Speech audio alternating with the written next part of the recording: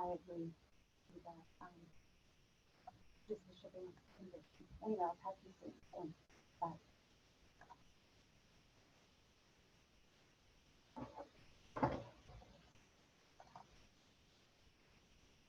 I can't hear anybody.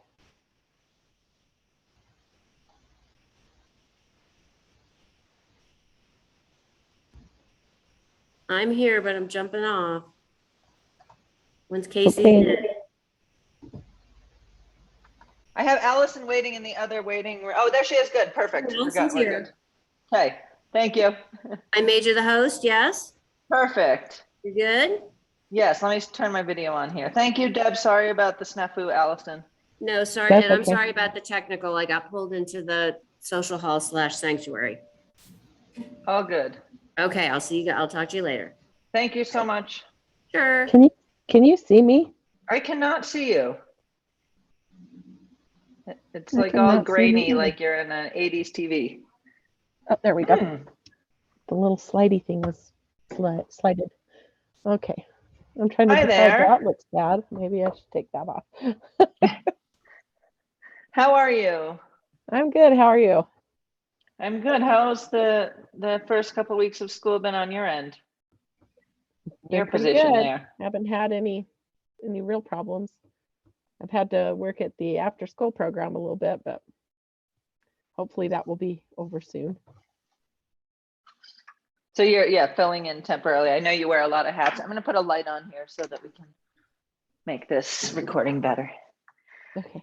So I know you wear a lot of hats, and so since we're recording this Zoom session to give information on Good Neighbors, I'm just going to allow you to introduce yourself and where you wear those hats.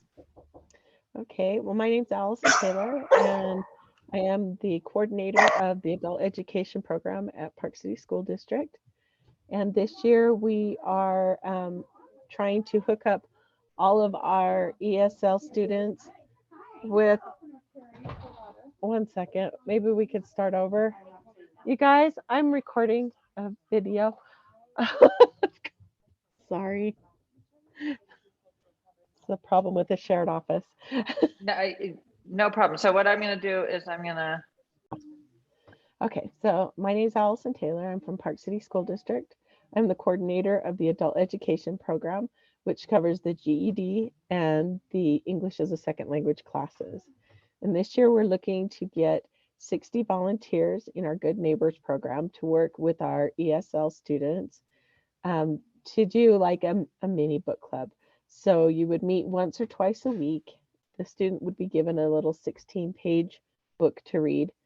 And as the volunteer instructor, you would have information on what questions to ask about the book. And there would be worksheets that you could work on together. And the reason that we're doing this is to get our students more time speaking and reading the English language, because working only twice a week with their teachers isn't quite enough. The way our program works is we are funded by the federal government, and we are given a small amount of money to run our program. And then to get more money, we work on getting our students level gains.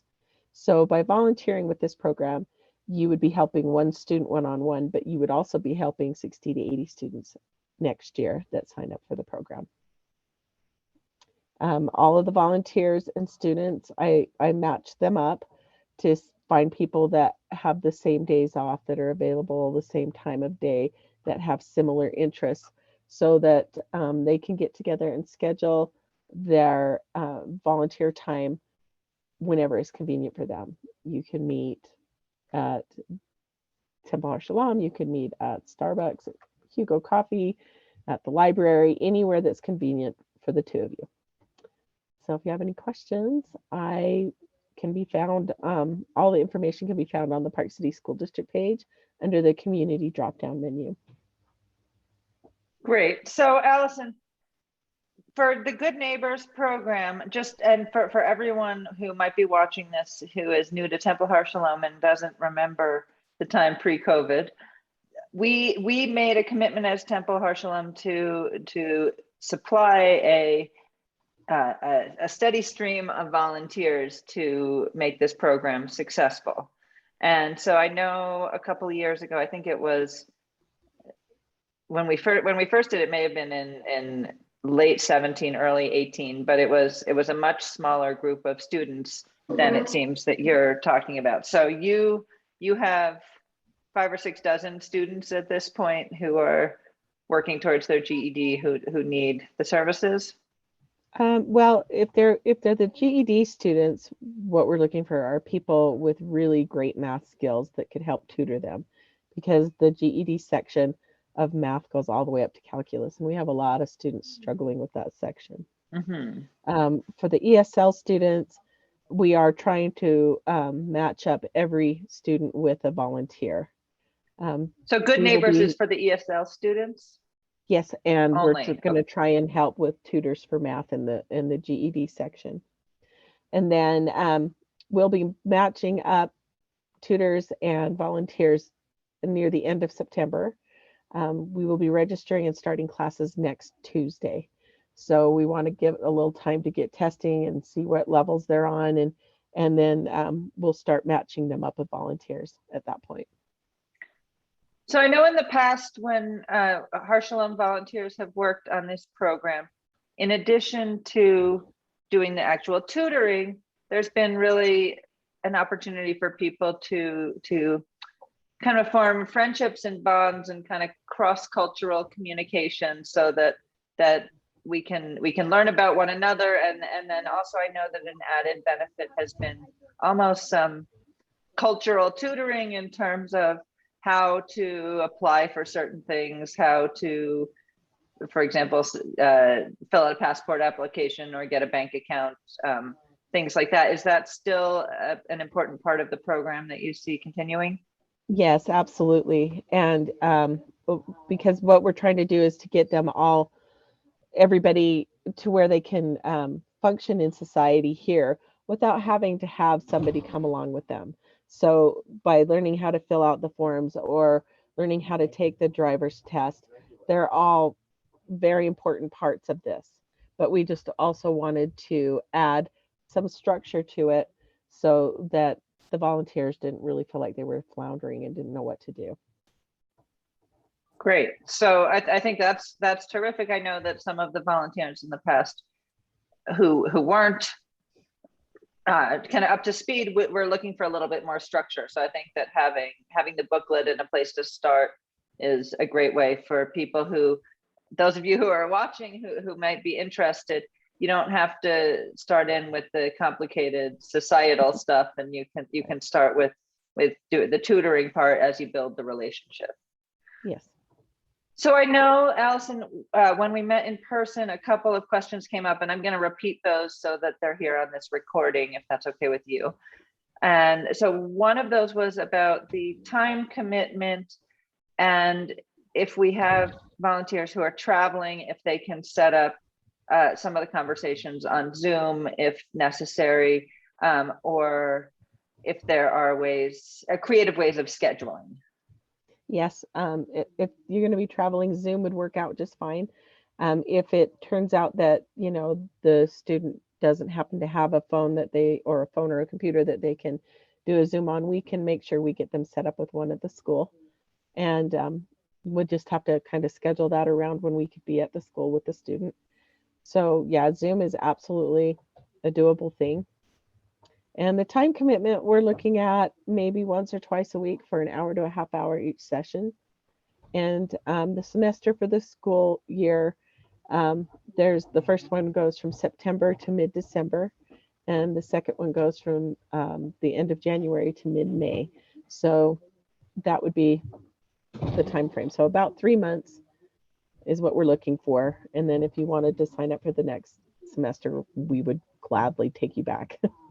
So we want people to make a whole semesters, worth of commitment, but we can be flexible in terms of scheduling if people have conflicts in terms of travel and work, etc. Yeah, we can find ways to be creative here.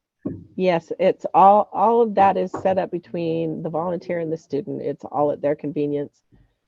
I really won't have much to do with that other than providing you with any study materials you'll need. Okay, and I know that some people, you know, in this day and age, this question has to be asked, and I know there were people who were concerned about personal health and wellness, I guess, and who wanted to know if it would be okay if they asked the mentees if they were vaccinated and had a conversation about that. Yes, they can. They can discuss that with their students. Okay, for the applications, I know that we have, I don't know if that was my dog or another animal that just ran so fast down the screen. I know we have applications at Temple Har Shalom, and we have some paper. It was a bird, not a dog.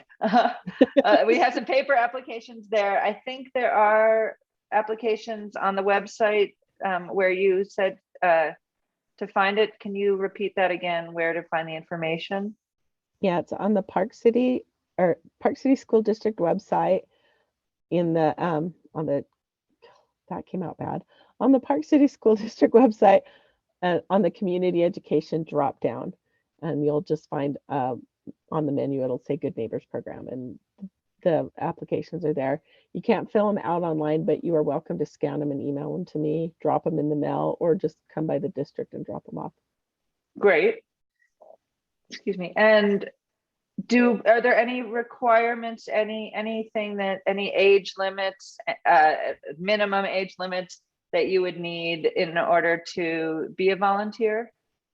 Well, I think for the safety of teenagers, we probably wouldn't want teenagers to be volunteers. We are working with adults, so I think that it would be better for everybody if we had people maybe 20 and older working with our students, just for everybody's safety.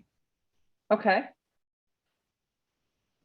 I'm trying to remember what other questions were asked. Do you remember any of the questions that were asked when we were in person a couple of weeks ago? There were questions about, like, if I'm dyslexic, can I still be a tutor? Oh, And that's right. absolutely. Thank you You for just that. have to- I did have that question come up. Yeah, so I mean, you're welcome to tutor. Mostly what we're working on is being able to speak and understand English. So if you don't feel comfortable going over the reading, you can just ask them questions about the reading and they can teach you about what they learned. Or you can just get together and have conversation. It all will, when it comes down to it, any interaction speaking in English is going to help. So in many ways, what we're asking people to focus on is conversational English practice, and Yes, and so talking, getting to know each other, but speaking English. So just for those of you watching, you don't need to know Spanish or any other languages in order to be a volunteer. You're going to be absolutely. speaking in English as the volunteer. Absolutely. Great. Well, I don't remember any of the other questions. Is there anything else that we didn't get to, Allison? I don't think so. I think we've covered it all. Okay, so we have paper applications at Temple Har Shalom. There are, as you all know now, there's an application you can get off of the website and print out and scan and send back. But we are looking in the next week to really get a lot. I would like to see a few dozen volunteers sign up. So we need to get this rolling as they start class next week. Absolutely. Thank you so much in advance for all your help. Thank you so much, Allison. Great to speak to you. Thanks. Bye-bye. Okay, bye.